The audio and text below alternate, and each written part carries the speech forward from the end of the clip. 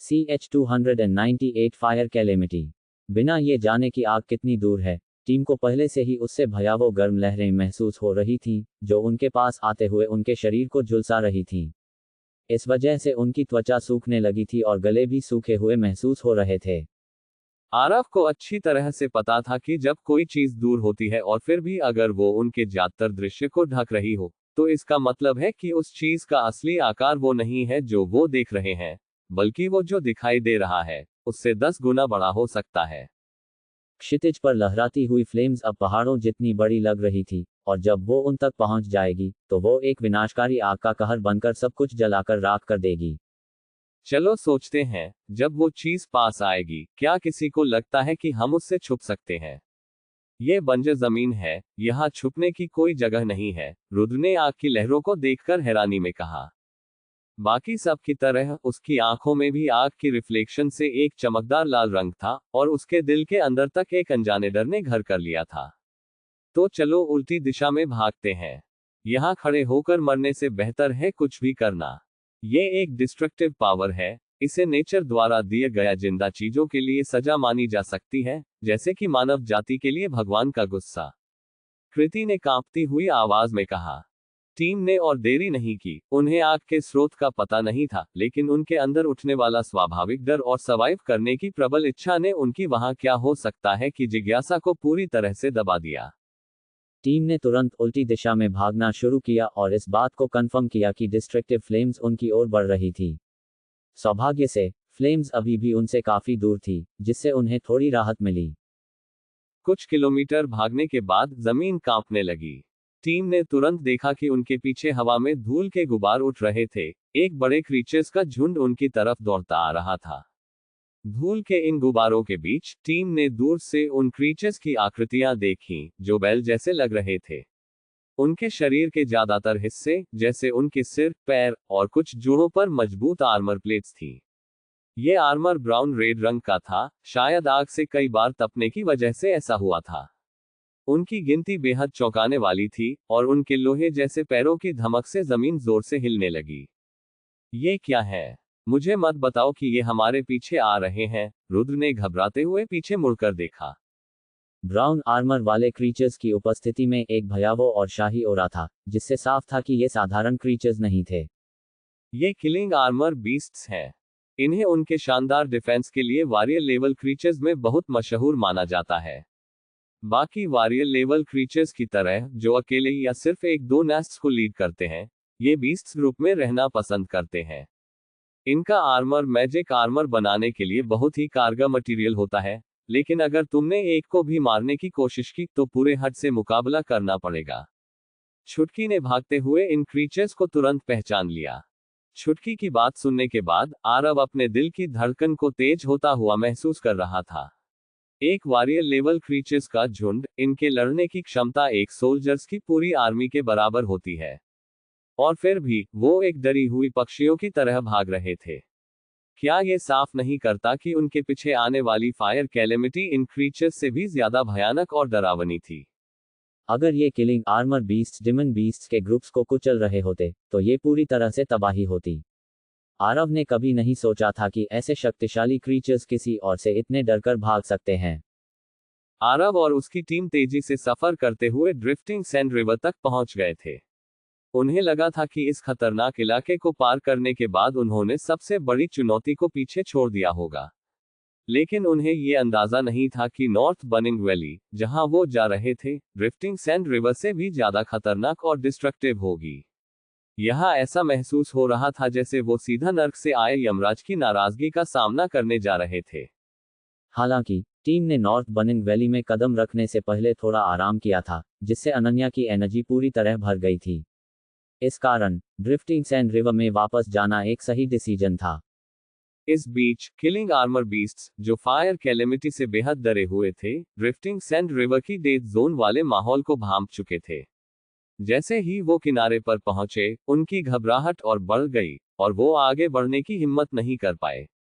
जब drifting sand river में trespassing करने वाले क्रीचर्स की प्रेजेंस और गिनती बढ़ती है, तो ये और ज्यादा और ताकतवर व्हाइट सैंड डिमंस को जगह देता है। इसलिए हमें किलिंग आर्मर बीस्ट से दूरी बनाए रखनी चाहिए।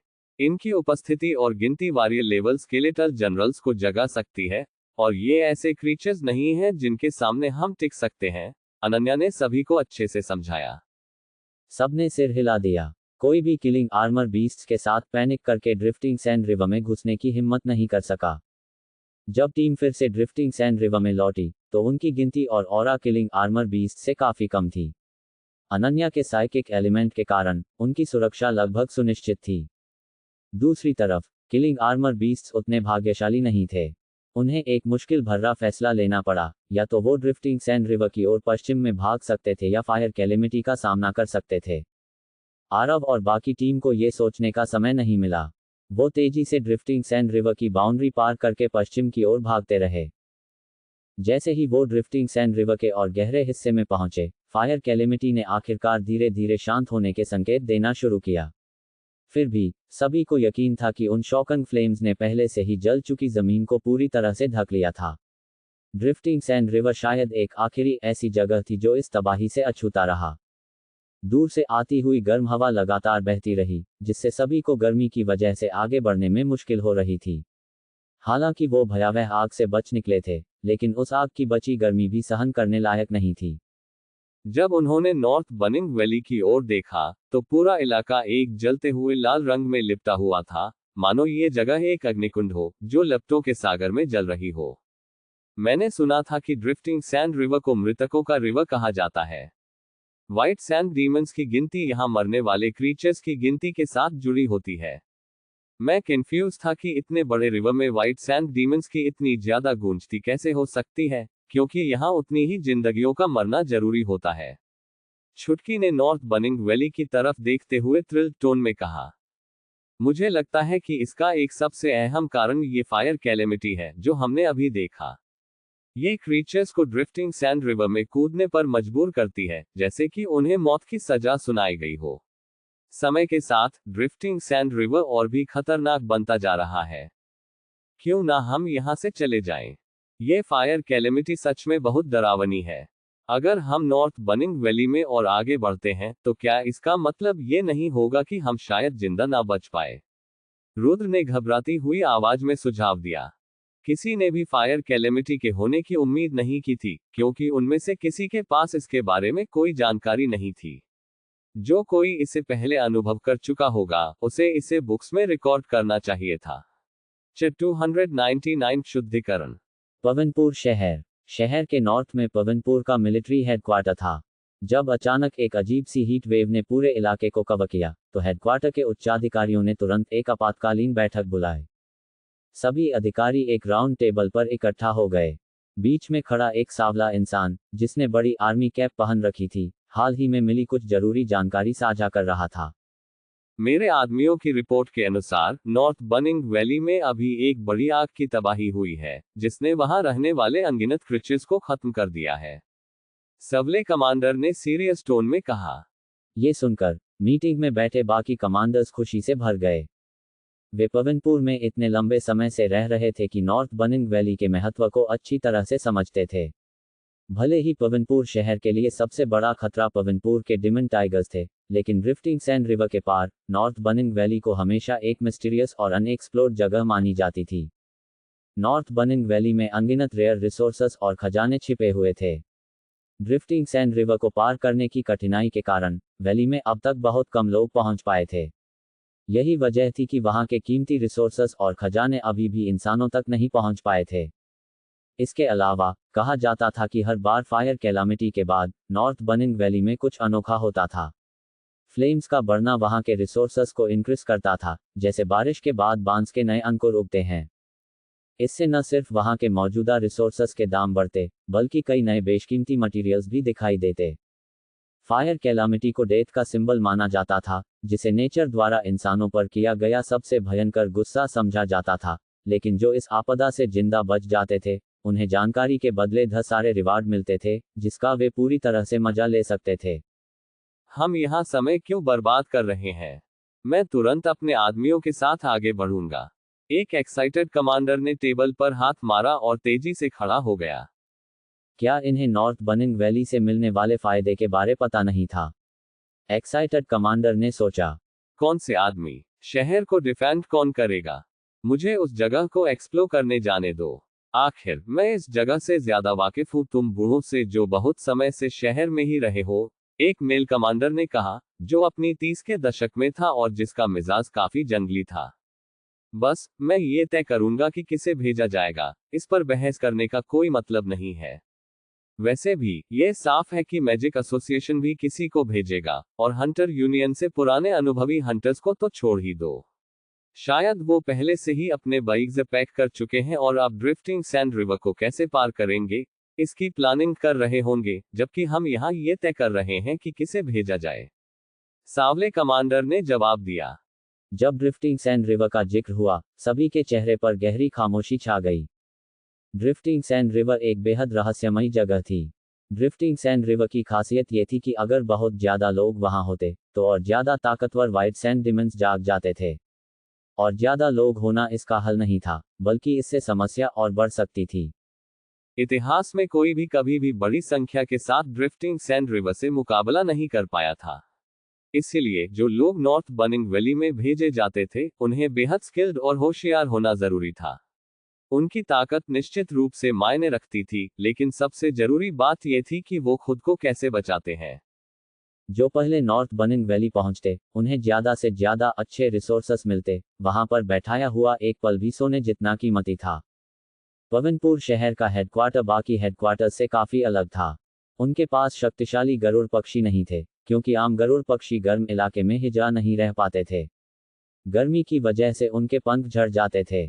शक्तिशाली गरुड़ पक्षियों की गैरमौजूदगी का मतलब था कि यहाँ कोई बीस्ट मास्टर्स भी नहीं थे, जो ये भी दर्शाता है कि यहाँ साइकिक एलिमेंट वाले मैजिशियंस नहीं थे। अब उन्हें एक साइकिक मैजिशियन को किराए पर लेने के लिए बहुत बड़ी रकम खर्च करनी पड़ती। हंटर यूनियन के अनुभवी हंटर्स को काफी जल्दी नई से नई जानकारी मिल जाती थी।